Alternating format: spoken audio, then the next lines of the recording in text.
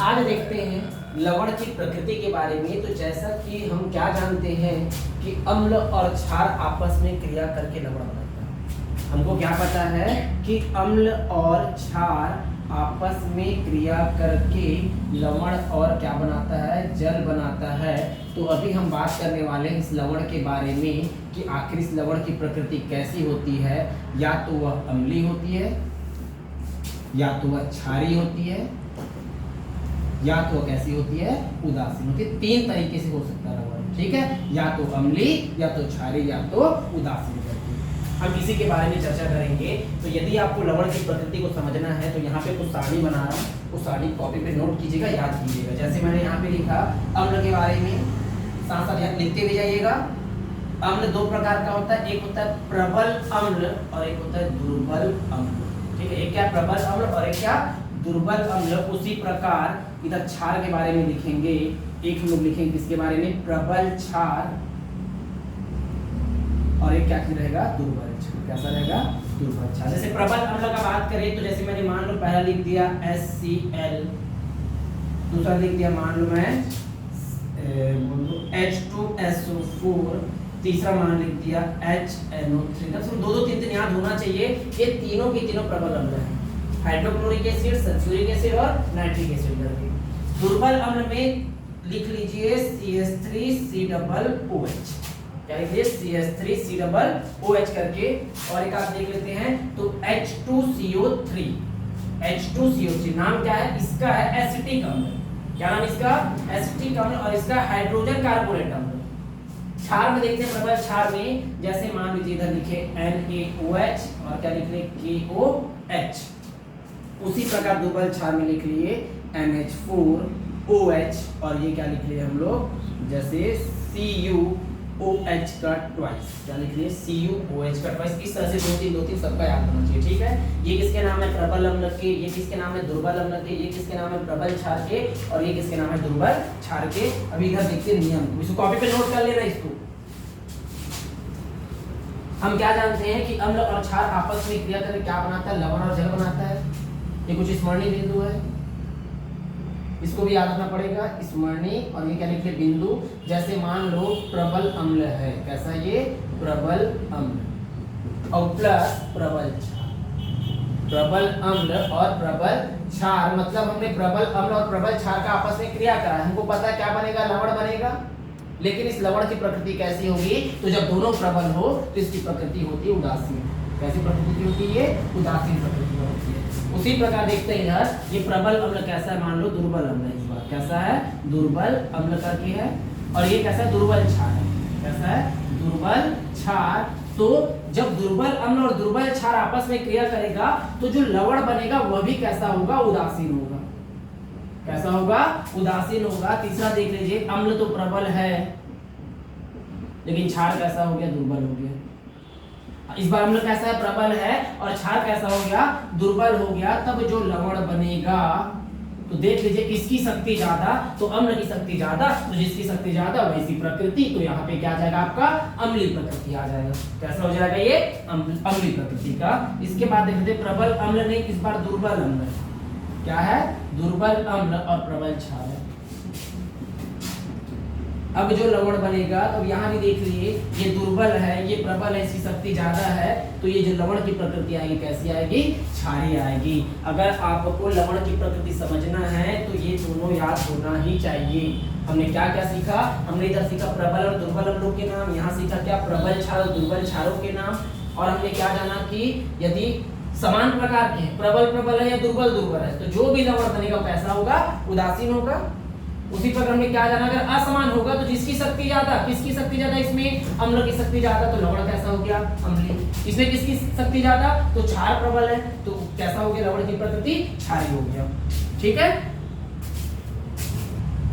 अब हम देखते हैं कुछ अम्ल और क्षार का आपस में क्रिया कराएंगे और क्या बनाएंगे, लवण बनाएंगे। फिर उस लवण के बारे में अध्ययन करेंगे कि वो अम्लीय है कि क्षारीय है कि उदासीन है। आपके पास सारणी है, मैंने जो बोला आपको याद कर लेना है, उसको याद कर लीजिए, फिर इसको बना के देखिए, ये बहुत आसान हो जाएगा। जैसे देखने का ध्यान से, यहाँ पे HCl एक अम्ल है और ये क्या है, क्षार। मतलब ये क्या चीज है, प्रबल अम्ल है, सारणी में देखिएगा। और ये कैसा है, प्रबल क्षार है। ये कैसा प्रबल अम्ल है और ये कैसा प्रबल क्षार है। और अम्ल और क्षार आपस में क्रिया करके लवण और क्या बनाता है, जल बनाता है। हमने क्या सीखा कि जब दोनों प्रबल हो तो जो लवण बनेगा उसकी प्रकृति कैसी होगी, उदासीन होगी। किस प्रकार होगी, उदासीन होगी। क्लियर हुआ।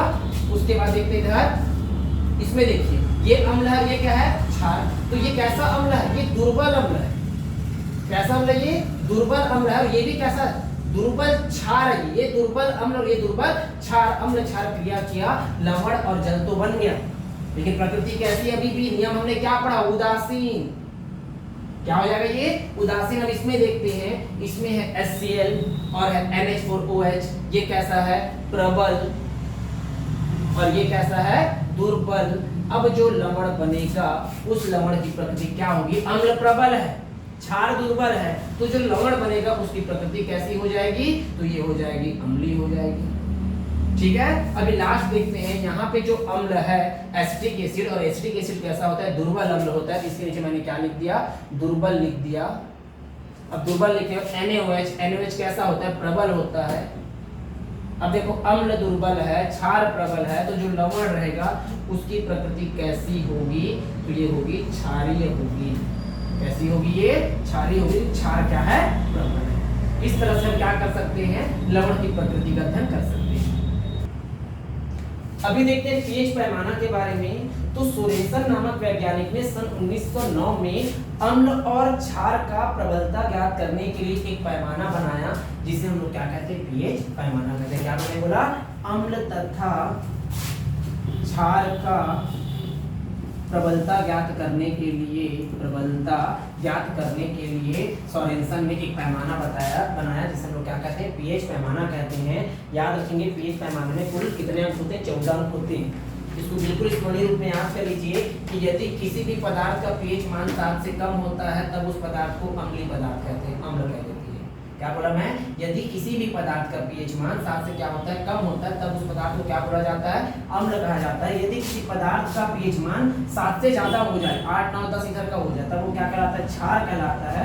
और यदि किसी भी पदार्थ का पीएच मान कितना हो जाता है, 7 हो जाता है, तब उस पदार्थ को कैसा पदार्थ कहते हैं, उदासीन पदार्थ कहते हैं। 7 से कम तो अम्लीय, 7 से ज्यादा क्षारीय, और 7 हो गया तो क्या चीज, उदासीन कहते हैं।